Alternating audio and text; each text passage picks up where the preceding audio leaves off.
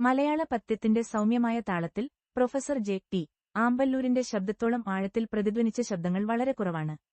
വാക്കുകളുടെ മാസ്റ്റർ, ചിന്തകൻ, കേരളത്തിന്റെ ഭൂമിയുടെയും ജീവിതത്തിന്റെയും താളങ്ങളുമായി ആഴത്തിൽ ബന്ധപ്പെട്ടിരിക്കുന്ന ആത്മാവ് എന്നീ നിലകളിൽ ശാന്തമായ കൃപയോടും അഗാധമായ ശക്തിയോടും കൂടി അദ്ദേഹം തന്റെ പേര് സാഹിത്യത്തിന്റെ ഹൃദയത്തിൽ കൊത്തിവച്ചു. ആവിഷ്കാരത്തിനുള്ള സ്വാഭാവിക കഴിവോടെ ജനിച്ച പ്രൊഫസർ ആമ്പല്ലൂരിന്റെ കവിതകൾ കേവലം എഴുതപ്പെട്ടവയല്ല, അവ ഇന്നും ജീവിക്കുന്നു. അദ്ദേഹത്തിന്റെ കവിതകൾ കേരളത്തിന്റെ മണ്ണിന്റെ സുഗന്ധവും അതിന്റെ പോരാട്ടങ്ങളുടെ പ്രതിധ്വനിയും അവിടുത്തെ ജനങ്ങളുടെ പ്രതീക്ഷയും വഹിച്ചു. ഓരോ രൂപകത്തിലൂടെയും ശ്രദ്ധാപൂർവം തിരഞ്ഞെടുത്ത ഓരോ അക്ഷരങ്ങളിലൂടെയും അദ്ദേഹം മനുഷ്യാനുഭവത്തെ മലയാള അക്ഷരങ്ങളുടെ ചിത്രപ്പണികളിലേക്ക് ഇഴച്ചേർത്തു. ഒരു കവി എന്ന നിലയിലുള്ള അദ്ദേഹത്തിന്റെ സംഭാവനകൾക്കപ്പുറം അദ്ദേഹം ഒരു അധ്യാപകനും ഉപദേഷ്ടാവും യുവ മനസ്സുകൾക്ക് ഒരു ദീപസ്തംഭവുമായിരുന്നു. ഭാഷയോടും സാഹിത്യത്തോടുമുള്ള സ്നേഹം അവരിൽ ജ്വലിപ്പിച്ചു. ഇന്ന് നാം അദ്ദേഹത്തെ ഓർക്കുമ്പോൾ ഒരു നഷ്ടത്തിൽ ദുഃഖിക്കുക മാത്രമല്ല, ഒരു പാരമ്പര്യത്തെ നാം ആഘോഷിക്കുന്നു.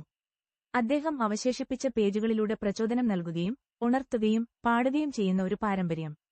പ്രൊഫസർ ജെ ടി ആമ്പല്ലൂർ പോയിട്ടില്ല.